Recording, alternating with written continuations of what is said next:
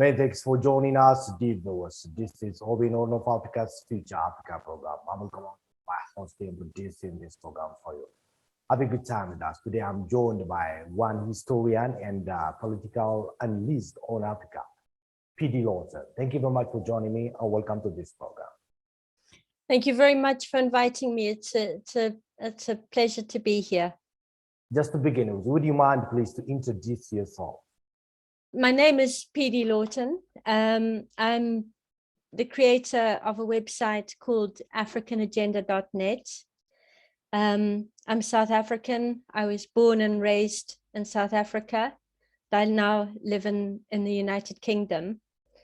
The reason that I do what I do in terms of my work with my website is because when I was growing up in South Africa, it was during the time of apartheid, and I witnessed the levels of suffering and poverty. And as the years have passed, so much that should have changed hasn't changed. And actually, if you look at Africa in its entirety over the past 50 years, many things have got worse for some countries. And if it weren't for China and the Belt and Road Initiative in the last 10 or so years, so much would not have got better. The standard of living would not be rising for so many Africans. So that's why I do what I do.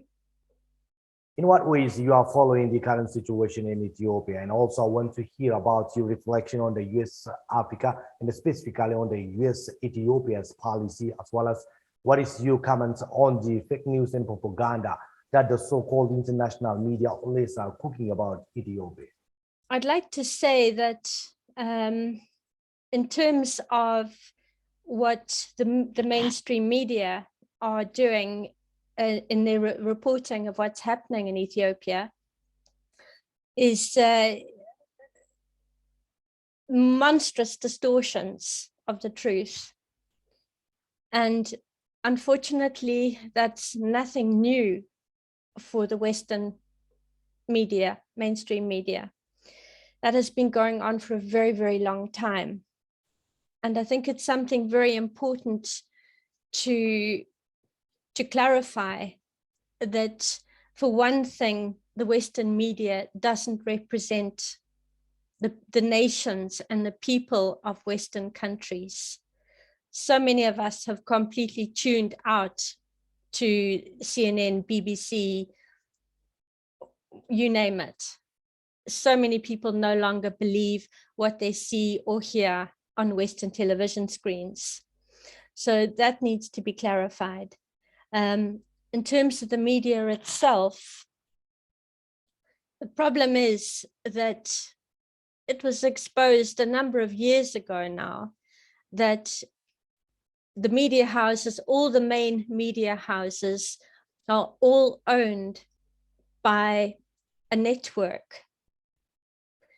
So they are giving the same narrative, no matter what the news coverage is. And they are also embedded with intelligence agencies. So it is no longer, if it indeed ever was, a case of the media presenting the news and the truth. We can go back a very long way in history. History always gives one such a wonderfully big perspective on things. And we can go back in history to South Africa and the turn of the last century, in the 1904, 5 or so, 1904 or 5. And Cecil John Rhodes was at that time the Prime Minister of South Africa. And he said that he wanted to own the Cape Argus, which was the biggest media outlet at the time. And the reason he gave for that, and that's written down in his memoirs, is for the press rules the minds of men. So if we understand the control by a very powerful political elite. That political elite has been controlling the media since the time of Cecil John Rhodes, who goes down in history in all his infamy as the arch imperialist. So that's been happening a very long time. If I can just go back to the earlier part of your question and say, why is Washington attacking Ethiopia under the pretext of humanitarian concerns? Because they're not outwardly attacking Ethiopia. They are trying to bring about a change in government to get rid of your wonderful prime minister. And they're doing it on the pretext of human rights and humanitarian concerns, as well as their backing of the TPLF. So if we can look at the current situation in the greater historical context and look at the whole history of the African continent, and to try and understand and analyze what's happening today to your beautiful country in the context of history. So please excuse me for taking a minute or two on answering that question, but I think it's very important that anyone concerned about Ethiopia and any African country becomes as well read as is possible on African history, because it's Ethiopia today. It will be another African country tomorrow unless we stop this now. So I just want to read a notorious little list here. It's actually a very long list of all the wars that have been going on in Africa. So I've got a list here. These are the wars that are not including the wars of liberation from the colonial powers. So we go back to 1967, Biafra, Nigeria, Angola, 1975-2002 civil war, the Mozambique civil war, and now in Cabo Delgado, it's breaking out again, monstrosities are happening there. The Central African Republic, Centrafrique, very recent, and it's still going on. A so-called civil war where people of Christian or Muslim are being put against each other. The Great Lakes, Rwanda, Burundi, Congo, since 1994, it's been going on. And it is still happening now in the east of Congo. You know, prior to 1994, with the assassination of the two presidents of Rwanda and Burundi, everyone in the Great Lakes regarded their neighbors as their brothers. There was a tremendous sense of solidarity that was there, that was consistent, and that's what has been destroyed. Eritrea, Ethiopia, as you well know, Somalia, Libya, Mali, Cote d'Ivoire, the Sudan, South Sudan, Cameroon happening now, Sierra Leone, Liberia. It's a hell of a list. It's most of the continent that has been traumatized by wars which are provably the result of foreign intervention on behalf of, I term it the oligarchy. We talk about Washington, we should be talking about the warlords of Westminster, Washington, Paris, these colonial powers, NATO alliance. So in the 1970s, if we step back and go back in history, in the 1970s, two major things happened. Firstly, in 1971, President Nixon in America took the dollar off the gold standard. And that completely changed the system, the financial system. It was the beginning of fiat currency. Another name for that is funny money. So they were then had the right to print money, as they are now doing during this pandemic, because the money is no longer pegged to the gold reserves. It gave them enormous power in the world, and it has also destabilized the economic system.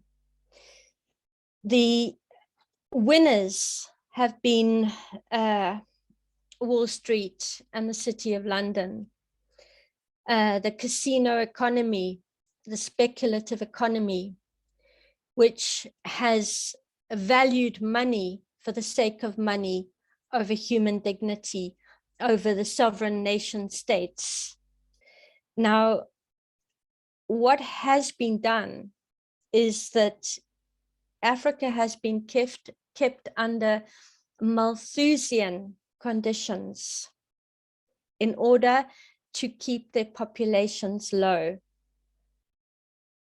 Malthusian conditions, Malthusianism is a term from Reverend Thomas Malthus, who deemed it necessary to keep people in wretched conditions. Now, into that comes the continued attack on development in Africa. So that is what we're witnessing. Walter Rodney, the famous author, wrote a book on how Europe underdeveloped Africa. It's a very famous book. Now that policy, that imperial mindset is still going on. So in the 1970s, the Vietnam War ended and America failed. America's foreign policy was seen to be a complete failure, both domestically and internationally. And we have it on record from a very brave man called John Stockwell, who worked for the CIA and then quit, and he became a whistleblower. And he said that Henry Kissinger had ordered the CIA to intervene in Angola in the mid-1970s in order to make the task of Angolan separation from Portugal as difficult as possible. So he wrote about it in a book, and I'll just show you the book there. It's a wonderful book to read. His name is John Stockwell, and the book is called In Search of Enemies, a CIA story. I very briefly just want to read you the back because it explains so much. The United States goal in Angola was not to keep out the Cubans and Soviets, but to make their imperial efforts as costly as possible, and to prove that after Vietnam, we were still capable of response, however insane. It is this story that has been told, and in impressive and convincing detail, by John Stockwell, the former chief of the CIA Angola Task Force. His book should not be missed, since strategic thought survives by ignoring experience. So that is what the book tells us, that unless we learn history, strategic thought, which is geopolitics of today, continues. So if we look at Ethiopia in terms of the context of history, this is yet another interventionist war. So we have to use this moment in time to bring an end to it. In the latest #NoMore campaign started in Ethiopia against neocolonialism and imperialist move from the United States and the Allied forces starting to bring African voices together from all over the globe. How do you see the impact it is making at the moment? I think the No More campaign is amazing. It's really wonderful. And I see Akon, the rapper, he's joined it recently. He's a wonderful example of how the African diaspora can help Africa. He's building cities in Senegal and Uganda, developing a cryptocurrency, I believe, and all sorts of incredible things. And he's joined the No More campaign. So it's a fantastically positive thing. And I think it's only going to grow. I think there are going to be more and more and more people all around the world, particularly African diaspora and people in Africa supporting this movement to say no more foreign intervention in Africa. Why the current US government is working against the leadership of Ethiopia? It's an attack on development. So we were talking previously about Henry Kissinger's SSM 200. And this is a continuation of the same policy because Ethiopia has been so outstanding in terms of leadership within Africa for development. Also from what your Prime Minister Abiy is achieving in terms of national citizenry, being Ethiopians first and foremost. So development, one has to think of what you've managed to achieve in your country. And one of the most outstanding things is, if you'll see on the wall behind me, is the African Integrated High-Speed Railway Network.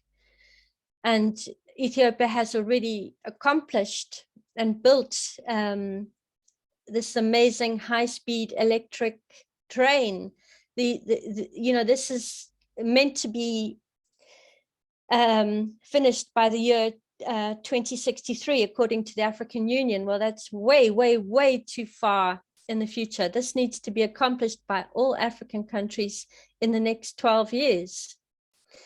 So not only have you done that, but from Addis to Djibouti, but also there's GERD, the Grand Ethiopian Renaissance Dam, and the levels of poverty which you are managing to eliminate. So Ethiopia is really standing on its own in terms of progress. They attack Ethiopia because they want to attack the Belt and Road Initiative. They don't want the Belt and Road Initiative to flourish, because if it does, it means Africa will change. It will change into a completely new paradigm. It is going to be every single African taken and placed in the high-tech world for you to be living no differently for people in the West. But wow, I really hope you have can sort some issues that we have in the West. So really, I would say that is what it is. It's an attack on development. If I can just bring in the question of energy, because GERD represents energy, and what your wonderful government have managed to do in building GERD, and you've had the second filling, is address that critical problem of the energy deficit in Africa, which is enormous. It is in terms of the average African household's access to electricity. We're looking at 900 million people. To say that to a person in the West, there's nothing there. you know, they have no concept of what it is like for a child to try and do his homework by candlelight, or for someone to go to hospital and there's no electricity in the hospital, or to be a farmer, excuse me, and to try and preserve your goods. You can't keep your goods fresh. You can't do anything with your crop of tomatoes because you haven't got refrigeration. So energy is vital. It's so, so vital. So I must just bring this in, if you'll let me. What the oligarchy are doing to South Africa right now, because South Africa is Africa's most industrialized country, they are attacking South Africa's industrial capacity.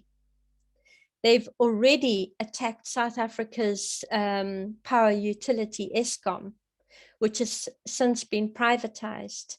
It's been broken into parts and privatized and sold off to people who are directly connected to this very powerful elite, this political elite, the oligarchy. So where you have an industrialized economy like South Africa, what they are doing to attack the development is to attack the capacity to produce energy. The terrorist TPLF is working to dismantle its own country. They are waging its own country. And why the US is wanting to support the rebels while the democratically elected government is in place here in Ethiopia? The question of not respecting the sovereignty of your country. Globalism has destroyed national sovereignty. The European Union is the complete destruction of national sovereignty, which is why the British population voted to leave the European Union with the Brexit. So really, national sovereignty in this day and age, under this old paradigm that we have in the West, is regarded almost as a problem, that you shouldn't be nationalistic. You shouldn't have national sovereignty, when in fact it's critical. It's critical to freedom for any country to have sovereignty. But sovereignty, of course, comes down to money, and it comes down to credit. How can any country be fully sovereign when it needs to borrow money? So that is all linked in with the International Monetary Fund, with the financial system that we have, which is really not a healthy system. How do you see the role that Ethiopian diaspora have been contributing during demonstration and telling the superpowers about the real situation in this country? They're doing an amazing job, absolutely amazing. And when you think that it took each of the people who are leading various things that moment to realize that it isn't somebody else who's going to do it. It's you. It's every single one of us. If we don't do it, who will? So those people are to be commended. Absolutely brilliant. How do you see the decision of the Prime Minister of Ethiopia to join the army in the fight against the terrorist TPLF? Isn't it so telling that his bravery, he doesn't stay in his ivory castle, he doesn't stay in his palace. He goes on the front lines to be with the Ethiopian forces, to make sure that he's seen there and he's with them, and he gives them courage. I think there's so much admiration for your Prime Minister. Many Pan-Africanists are also praising the Prime Minister for his inspiration on the revival of Pan-Africanism once again. What is your reflection upon this point? Pan-Africanism, it needs to become the greatest driving force. It needs to become something enormously powerful. In terms of what your Prime Minister is talking about as Pan-Africanism is a wonderful and healthy thing. Kwame Nkrumah, who was one of the greatest founding fathers of Africa, the Ghanaian president, he would roll in his grave. He would be ashamed to hear African people saying that and speaking of Pan-Africanism, because he wasn't like that, like you, wonderful Prime Minister. So Pan-Africanism needs to maintain its cleanness. It needs to make sure that its message and its vision does not incorporate any division for ethnicity or any division for color, because this is a human story. This is a story of mankind. How do you see the determination of the current leadership of Ethiopia and the public at large in resisting imperialist neo-colonialism? You have to do it through development. You have to support any form of development. And something like the African Integrated High-Speed Railway Network. This is the most amazing and beautiful vision for the African continent, because people will be able, for the first time in history, to go from east to west, to go from north to south on a super modern high-speed train. This isn't just about transporting goods. This is about the movement of people. And it means that people in landlocked countries no longer have to be stuck in the middle, that they can travel the whole coastline of Africa. So something like the African Integrated High-Speed Railway Network, it needs to become an utter priority, a foremost priority for every single African country, because it's connectivity. It's not just about transforming African economies, because the high-speed railway network will transform the economy just purely because of the time. You can put your cargo in on a train. 4 hours later, it's going to be at the coast, or 4 hours later, it's going to be in the interior. It's going to be such a transformation. But more than that, on the human level, it means that African people can start relating to other African countries in a way that has never really been possible because of the travel constraints. So it's going to be such an integrative force, and something like that should be a priority of every single African government. In what ways friends of Ethiopia can show solidarity and stand by the side of this country in this critical time? Well, I think so many people are, and more people in Africa are waking up to it. You know, they're calling it, this isn't about Ethiopia, it's about Africa. An attack on Ethiopia is an attack on Africa. And we need this. We need it more and more and more. We need almost every single person on the continent to join together and say, you stop this now. You leave our countries in peace and help us develop, and demand that the West comes on board with China, with the Belt and Road Initiative, and to stop this eternal friction and geopolitics. You know, the West under good leadership has such a critical role to play in the development of Africa in terms of investing in hard infrastructure.